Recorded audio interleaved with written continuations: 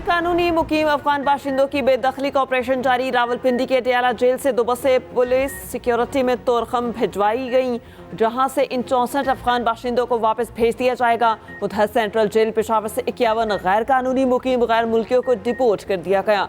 कराची में गैर कानूनी तारकीन वतन को मुंतकिल करने के लिए बसें होल्डिंग कैंप पहुंचा दी गई। पहले मरहले में 100 से ज़ायद तारकीन वतन को आज अफगानिस्तान रवाना किया जाएगा।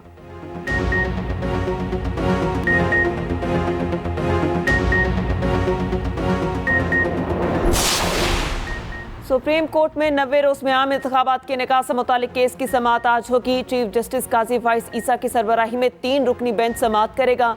सुप्रीम कोर्ट ने गुज़श्ता समाअत पर इलेक्शन कमीशन और वफाकी हुकूमत को नोटिस जारी करके जवाब तलब किया था।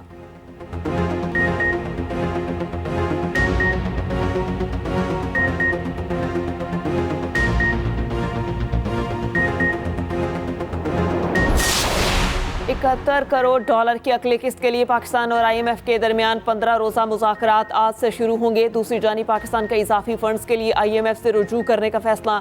निगरान वज़ीर ख़जाना शमशाद अख्तर का कहना है आइंदा मुलाकात में इजाफी फंड्स के हवाले से बात की जाएगी। इजाफी फंड्स के लिए ट्रस्ट फंड पर भी बात होगी। पाकिस्तान का 75% रेवेन्यू कर्ज और सूद की अदायगी पर चला जाता है।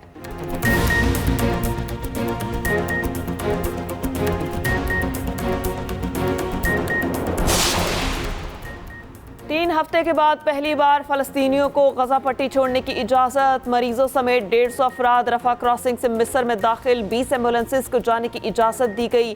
मज़ीद 350 अफराद शनाख्ती कार्ड चेक कराने के मुंतज़िर। 20 एम्बुलेंसेज में शदीद ज़ख्मी मौजूद।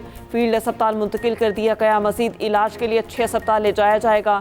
इसराइल ने जनूबी गज़ा के महफूज मकामात बिना बख्शे चुन चुन कर निशाना बनाया। सैकड़ों अफराद शहीद और हज़ारों ज़ख्मी। गज़ा का राबता फिर से दुनिया से काट दिया गया। इसराइल ने मोबाइल और इंटरनेट सर्विस बंद कर दी।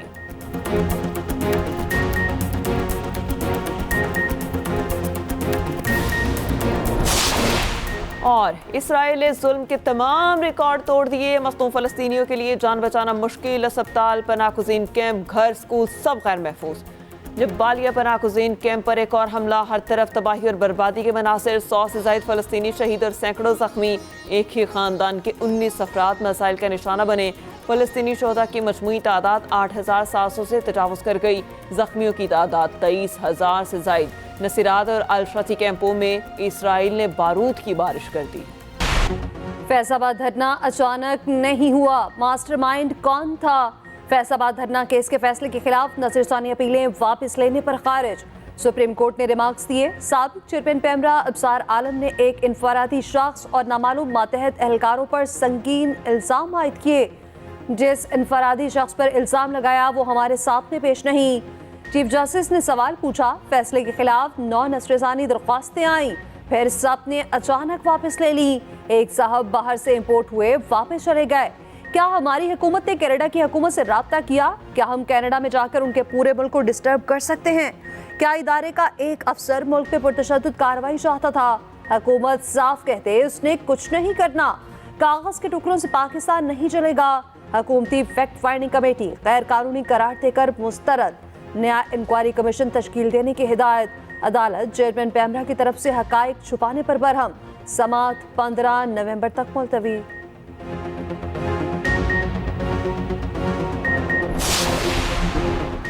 फैसलाबाद धरना केस में इलेक्शन कमीशन की अमल दरामद रिपोर्ट मुस्तरद। चीफ जस्टिस ने रिमार्क्स दिए। हमारे फैसले को भूल जाएं, अपना कानून देखकर बताएं। क्या कानून सिर्फ किताबों में रखने के लिए है? क्या इस पर अमल नहीं करना? आप कह रहे हैं 15 लाख फॉरेन फंडिंग हुई, ये तो मामूली रकम है। इलेक्शन कमीशन के वकील से बोले आप आज इलेक्शन कमीशन नहीं किसी और की वकालत कर रहे हैं। हमें लगा था आईनी इदारा गलती तस्लीम करेगा, ये तो किसी के दिफा में बैठा है। जस्टिस अतहर मिनल्लाह बोले बैरून मुल्क से भेजी गई इनफरादी रकम ममनुआ नहीं।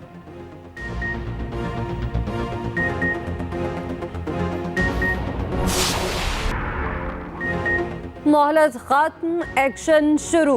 तारकिन को अपने ममालिक जाना ही पड़ेगा। गैर कानूनी मुकीम अफगान बाशिंदों की बेदखली का अमल शुरू। रावलपिंडी से 2 बसें पुलिस सिक्योरिटी में तुरखम भिजवाई गई। अडियाला जेल पर रखे गए 64 अफगान बाशिंदों को भेजा गया। तुरखम पर अफगान हुकाम के हवाले किया जाएगा। कराची की मछर कॉलोनी से मुतातिल गैर कानूनी गैर मुल्की पकड़े गए। वजारत दाखिला ने पहली बार फॉरेन एक्ट के तहत बेदखली का हुक्मनामा जारी कर दिया। 1,26,017 अफगान बाशिंदे रजाकाराना तौर पर वापस जा चुके।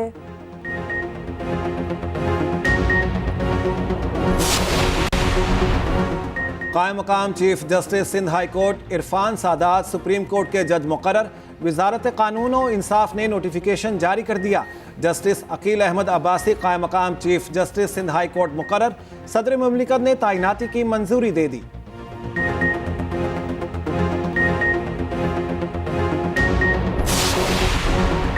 9 मई वाकयात पर चेयरमैन पीटीआई माफी मांग लें तो माफी मिल जानी चाहिए। स्पीकर काबिल असम्बली राजा परवेज अशरफ की एक्सप्रेस न्यूज के प्रोग्राम कल तक में गुफ्तगू।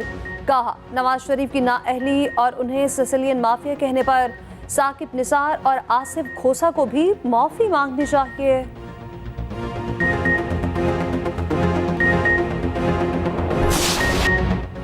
वर्ल्ड कप में पाकिस्तान की उम्मीदें जाग उठी। जनूबी अफ्रीका ने न्यूजीलैंड को बदतरीन शिकस्त दे दी।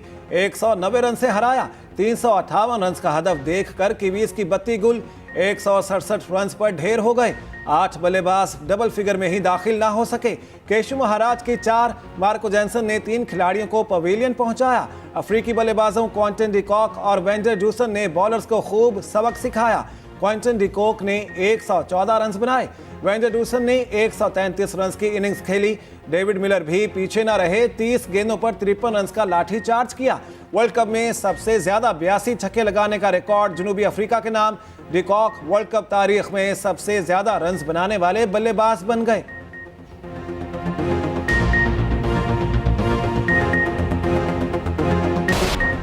अमीर जमात इस्लामी सिराजुल हक कहते हैं, कौमी सियासत को गुलामाना जहनियत से आज़ाद करना होगा। इक़्तिदार पर मुसल्लत रहने वाली पार्टियों की सियासत दौलत की बुनियाद पर उस्तवार है। मौजूदा हुक्मरानों ने मसला फ़लस्तीन पर कौम की हकीकी तर्जुमानी नहीं की। शफाफ इलेक्शन ना हुए तो मज़ीद अफरा तफरी फैलेगी।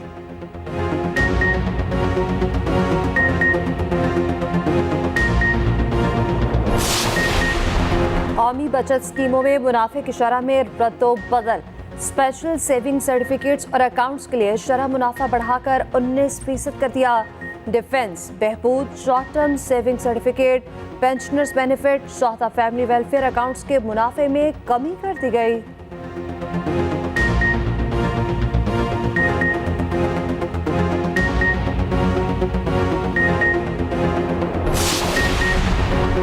हुकूमती काविशें रंग ले आई। महंगाई में इजाफे की शरह में कमी का आगाज। अक्टूबर 2023 में महंगाई की शरह 1.1% पर आ गई। सितंबर 2023 में ये शरह 2% थी। इदारा शुमारियात ने महंगाई की माहाना रिपोर्ट जारी कर दी। चीनी, दाल चना, टमाटर, दाल मूंग, गुड़, गंदम। ये वक्त अपनी टीम की हौसला अफजाई करने का है। साबिक वज़ीर आला पंजाब हमजा शहबाज कहते हैं, ऐसे मौके पर हौसला शिकनी से परहेज करना चाहिए। ग्रीन शर्ट्स के हवाले से जिम्मेदाराना रवैया अपनाना चाहिए। इस वक्त मस्बत पहलुओं को उजागर करना कौमी टीम के मुफाद में है। कौम शाहीनों की कामयाबी के लिए दुआ गो है।